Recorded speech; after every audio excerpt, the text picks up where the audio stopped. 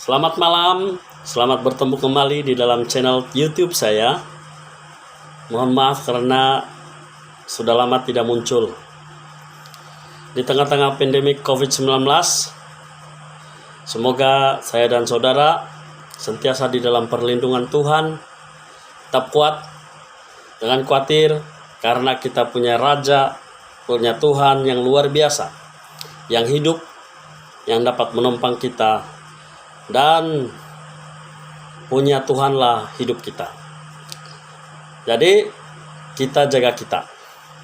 Malam ini saya akan berbicara atau berkongsi secara ringkas tentang teologi sistematika dengan tajuk buku yaitu Dasar yang Teguh.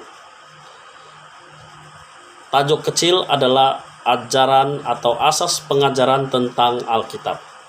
Asas pengajaran tentang Alkitab.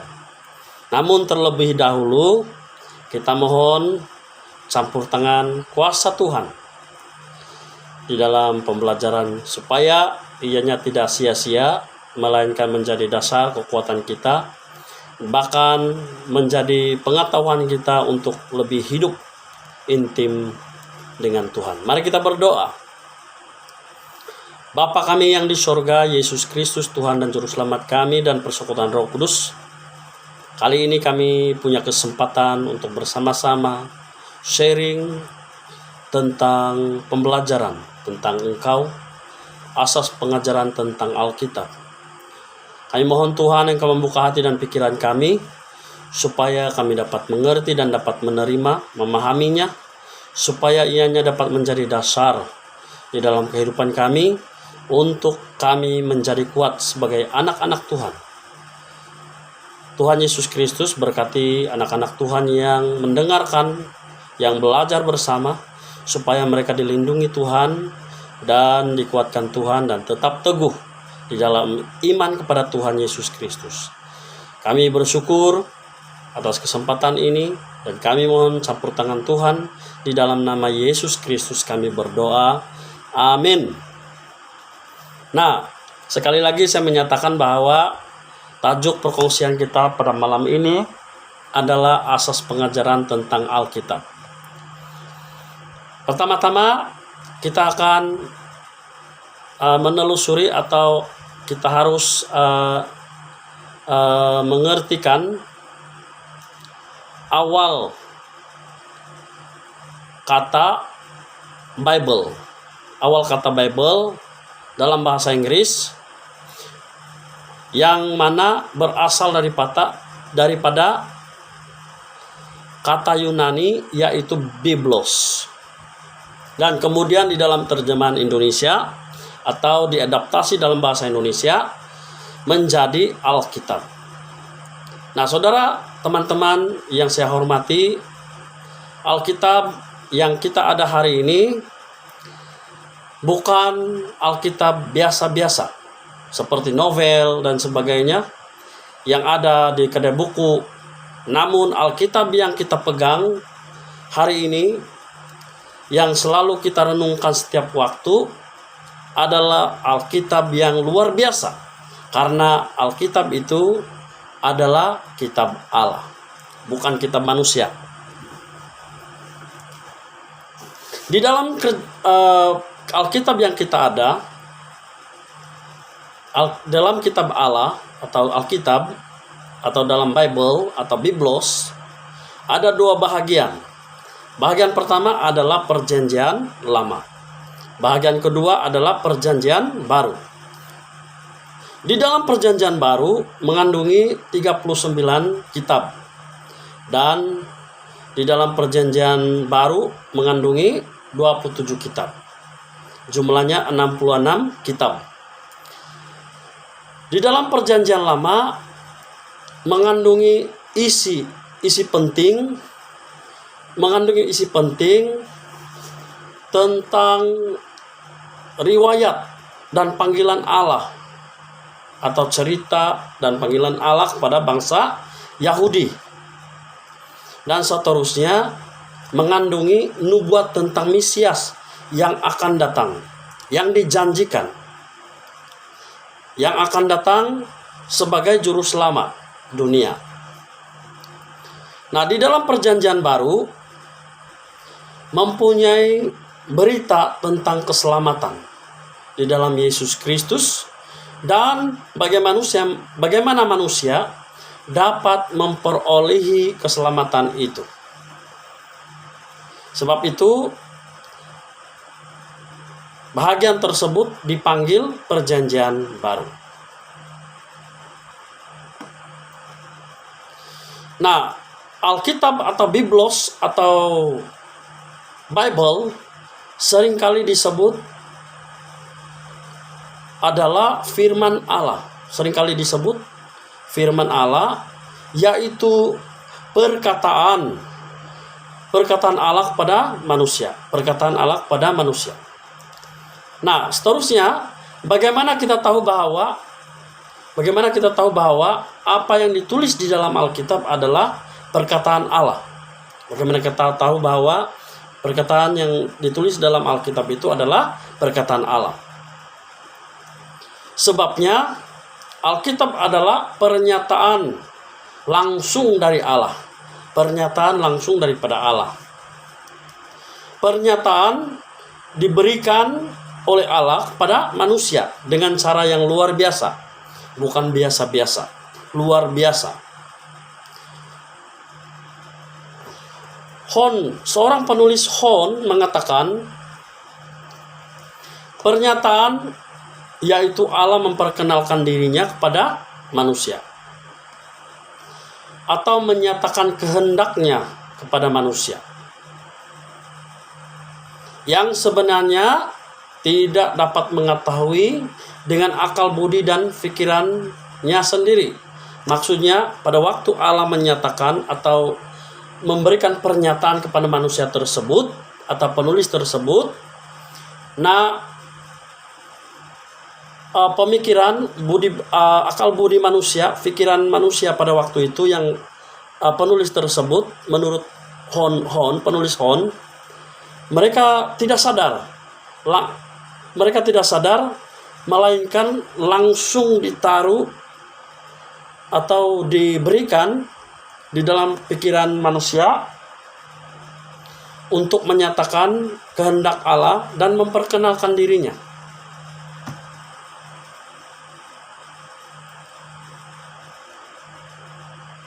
Di dalam Alkitab, Tuhan Allah memberikan pernyataan yang genap dan sempurna kepada manusia,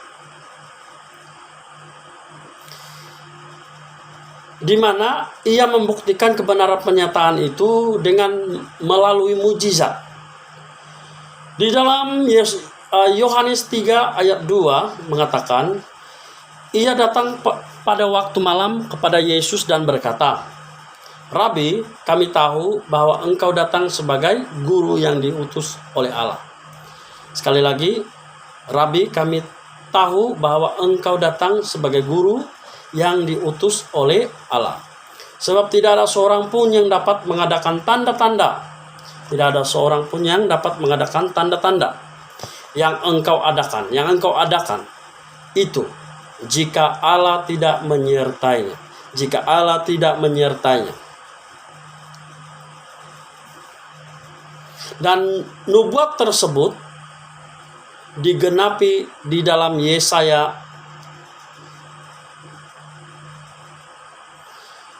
digenapi, dan nubuat yang digenapi di dalam, maksudnya Injil Yohanes 3 ayat 2 ini menggenapi melalui tulisan di dalam Yesaya 46 ayat 9 dan 10. Dia mengatakan, ingatlah hal-hal yang dahulu dari sejak purbakala, bahwasanya akulah Allah dan tidak ada yang lain. Akulah Allah dan tidak ada yang seperti aku. Yesaya 46 ayat 10 yang memberitahukan dari mulanya hal yang kemudian dan dari zaman purbakala apa yang belum terlaksana yang berkata, keputusanku akan sampai dan segala kehendakku akan kulaksanakan. Segala kehendakku akan kulaksanakan. Di dalam Yohanes 14 ayat 29, dan sekarang juga aku mengatakannya kepadamu sebelum hal itu terjadi, supaya kamu percaya apabila hal itu terjadi.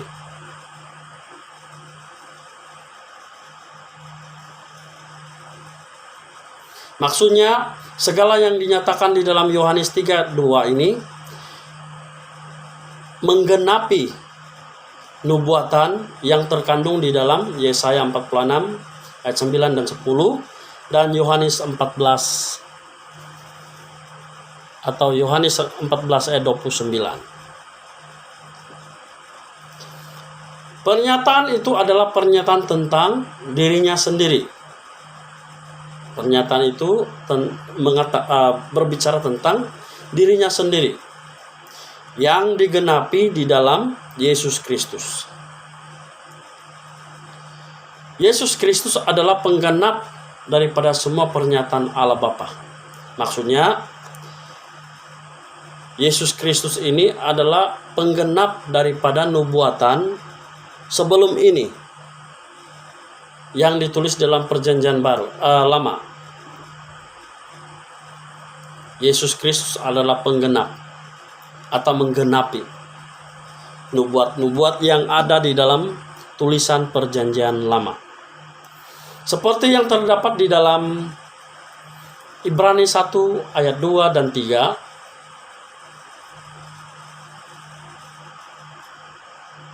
1 Timotius 3 ayat 16, Kolose 2 ayat 2 dan 3, 2 Korintus 4 ayat 6, Yohanes 1 ayat 1 dan 18, Yohanes 14 ayat 9, Matius 11 ayat 27. Coba saya membacakan Kolose 2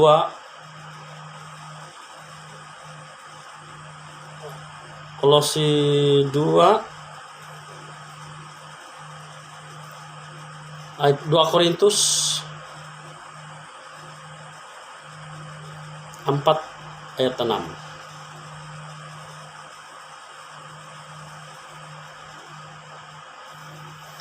Sebab Allah yang telah berfirman, dari dalam gelap akan terbit terang. Ia juga yang membuat terangnya bercahaya di dalam hati kita, supaya kita beroleh terang dari pengetahuan tentang kemuliaan Allah yang nampak pada wajah Kristus. Nah, saudara-saudara yang sekasih dalam Tuhan, agama Kristen timbul sebab Allah menyatakan dirinya kepada manusia di dalam diri Yesus Kristus. Tetapi pengajaran tentang kekristenan terdapat di dalam Alkitab yang harus diterima dan dipercayai di dalam hati dan pikiran orang percaya, kata penulis MacPherson. Pernyataan yang demikian itu perlu sebab suara hati manusia tidak cukup kuat untuk membawa dia kepada Allah. Nah, saudara-saudara yang sekasih dalam Tuhan,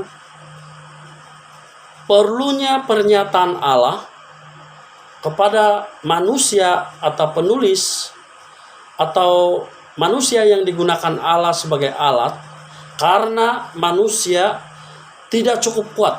Maksudnya manusia itu tidak dapat mengetahui atau tidak sempurna, tidak dapat mengetahui atau tidak sebanding dengan Allah. Sebab itu perlunya pernyataan Allah kepada manusia. Selain itu, pernyataan yang direncanakan itu pasti atau penting supaya dapat dijadikan suatu ukuran yang benar, yang tepat, dan yang pasti. Nah, pernyataan itu direncanakan oleh Allah supaya yang dinyatakan itu benar, menjadi ukuran yang tepat. Nah, saudara-saudara yang sesuai dalam Tuhan, sejak Rasul Paulus telah memberitahukan bahwa akan datang guru-guru sesat. Akan datang guru-guru sesat di dalam jemaat-jemaat yang tidak mempedulikan anggota-anggota jemaatnya.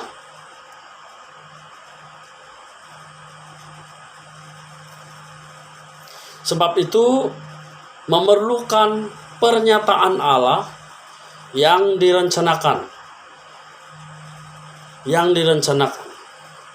Tetapi bagaimana merencanakan pernyataan itu? Bagaimana Allah merencanakan pernyataan itu? Pernyataan itu diilhamkan Allah pada manusia dan ditulis dalam Alkitab. Maksudnya, pernyataan itu diilhamkan terus langsung oleh Allah daripada tempat tertinggi, tempatnya berdiam, kepada manusia. Kemudian manusia menerima, dan seterusnya penulis tersebut atau manusia yang digunakan oleh Allah langsung menulis di dalam, pada waktu itu bukan buku. Pada waktu itu papirus atau kulit binatang, mungkin saja pokok daun, dan akhirnya ditulis di dalam kertas, dan dicantumkan bersama menjadi sebuah Alkitab yang kita punya sekarang ini. Jadi sekali lagi, Alkitab yang kita pegang hari ini atau sekarang ini adalah firman Allah dan kitab Allah yang bukan biasa-biasa seperti buku-buku yang berlambak di kedai-kedai. Namun Alkitab yang kita ada ini adalah kitab yang luar biasa karena mengandungi kata-kata Allah yang direncanakan, dinyatakan, pernyataan Allah melalui ilham kepada manusia. Dan seterusnya manusia yang Tuhan gunakan sebagai alat menuliskan kata-kata yang dia terima dari Allah menjadi ditulis di dalam papirus, mungkin daun atau kulit binatang, dan kemudian dicantumkan dan menjadi sebuah Alkitab. Wujudnya dua bahagian, yaitu Perjanjian Lama dan Perjanjian Baru. Demikian perkongsian pada malam ini. Semoga Tuhan memberkati saya dan saudara, dan Tuhan melindungi saya dan saudara di mana saja Anda berada. Semoga iman kita terus tetap teguh meskipun keadaan kita sekarang kadang dapat beribadah bersama di dalam gereja atau beribadah sendiri di dalam keluarga atau di rumah sendiri. Semoga kita dapat berkumpul bersama dengan keluarga, dapat mengeratkan lagi hubungan kekeluargaan dan membina mezbah Tuhan di dalam keluarga Anda dan saya. Semoga Tuhan memberkati. Berjumpa lagi di perkongsian yang akan datang. Tuhan memberkati. Amin.